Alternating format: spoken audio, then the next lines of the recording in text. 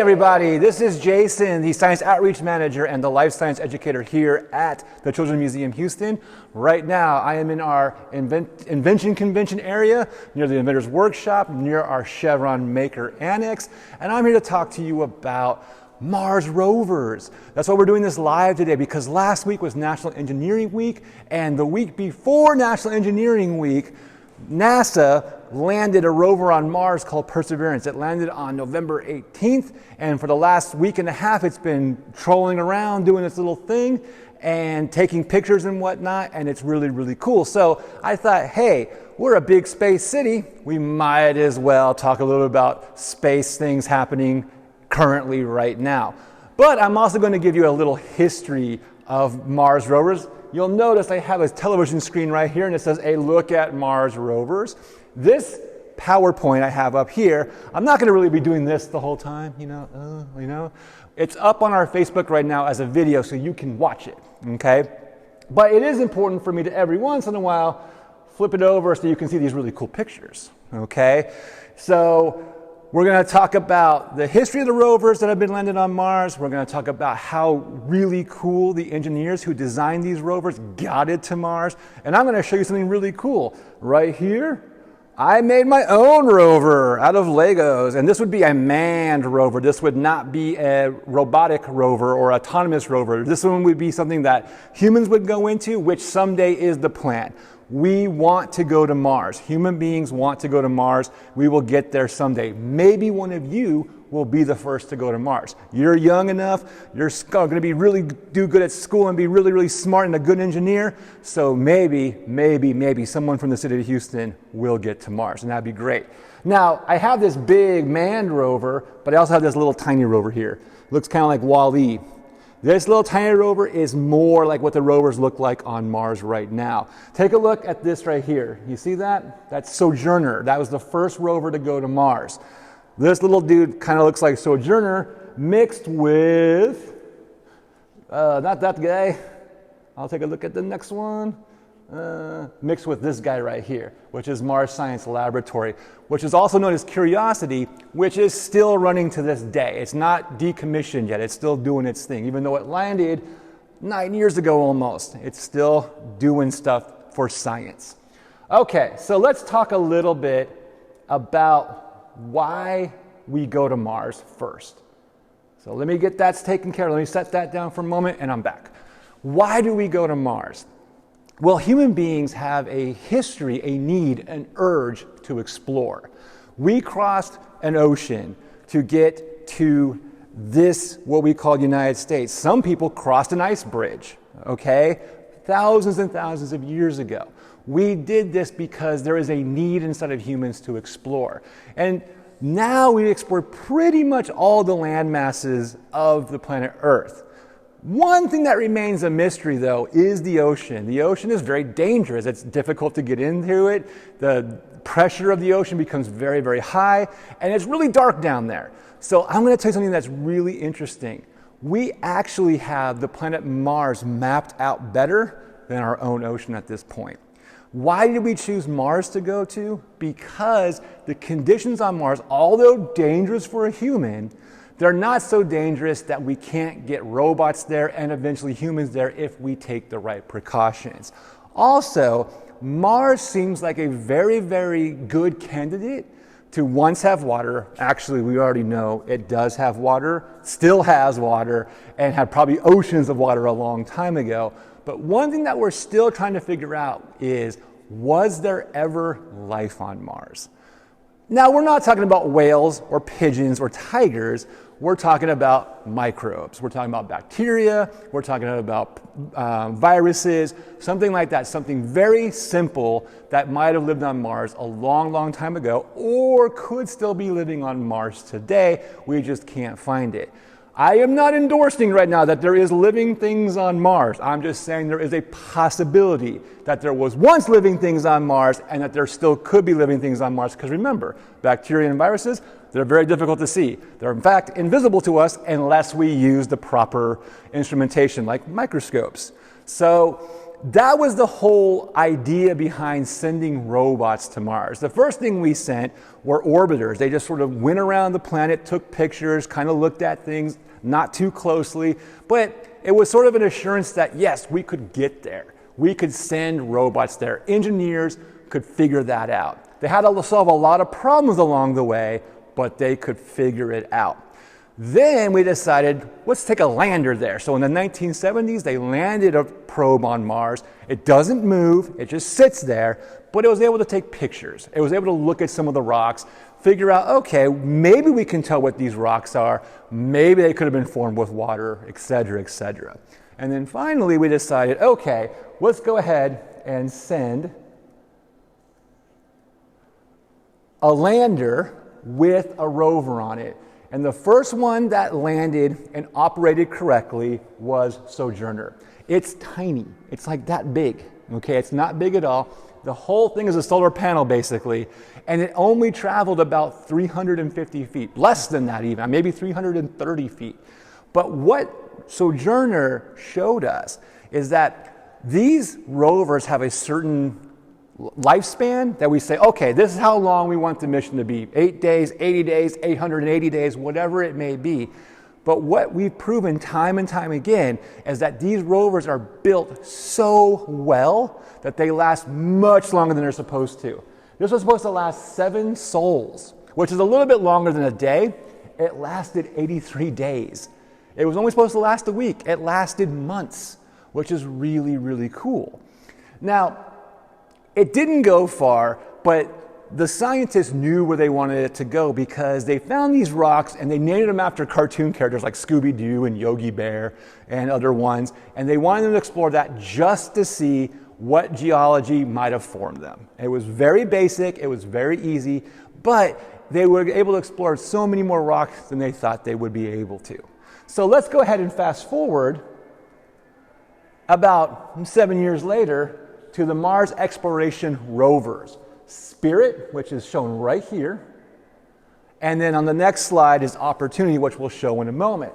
Spirit and Opportunity were launched at around the same time, and they landed around the same time. Now, remember, Mars is far away.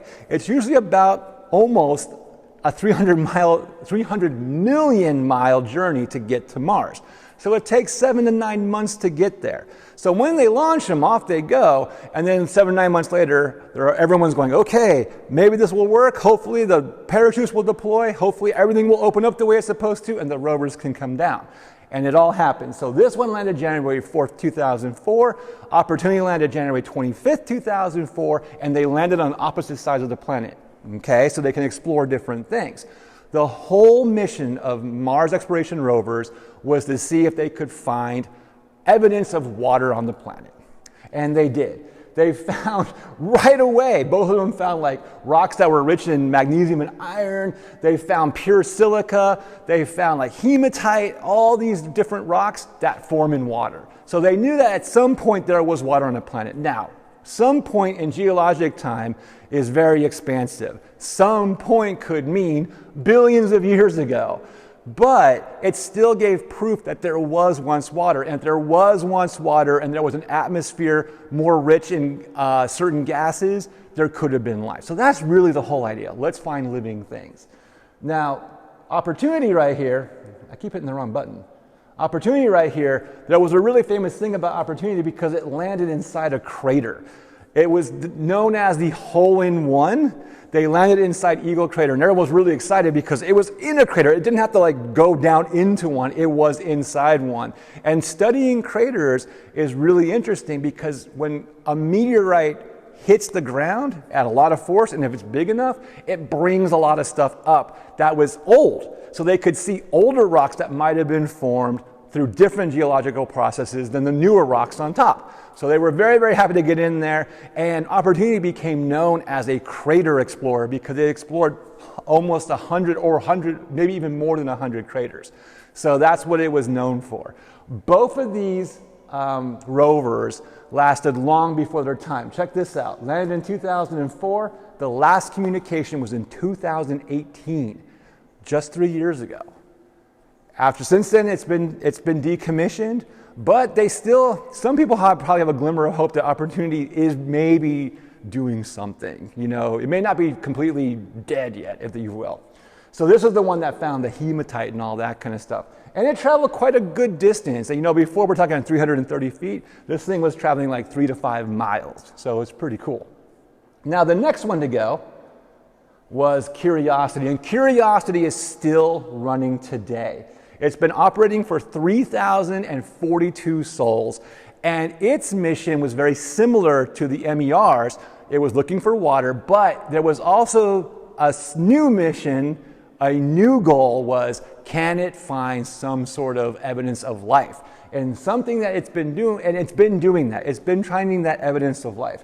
The cool thing about Curiosity over here is that it had a drill, and it could drill into the ground, bring stuff out, and analyze it.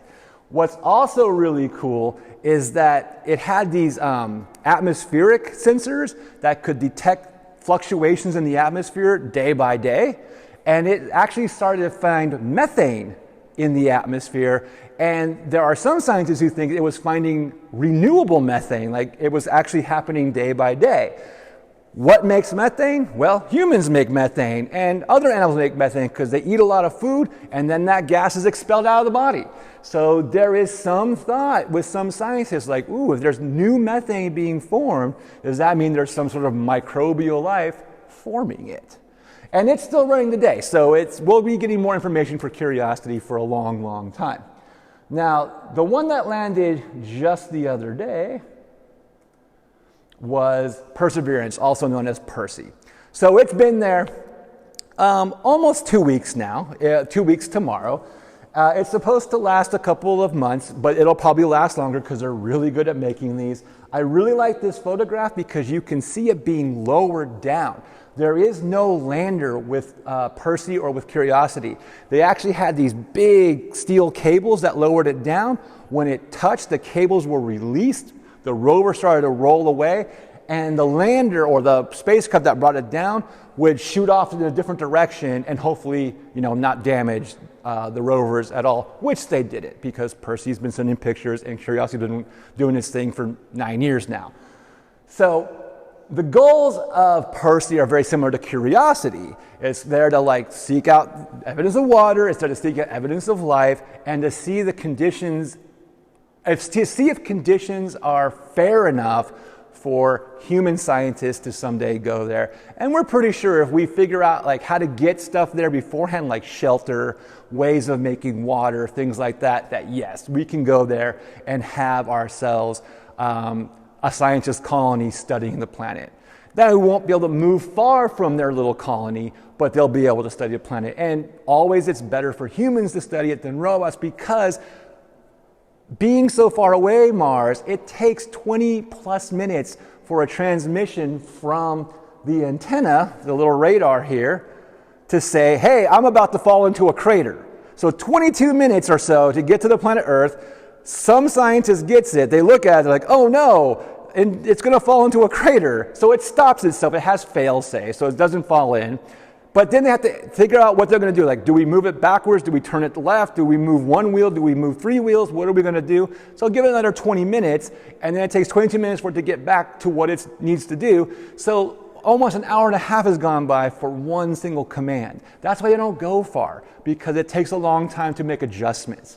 Humans, if we're there, we could have direct comm links to a colony, and we can be safer and study more. And if we have rovers like this one I built out of Legos, we can travel further and study different things.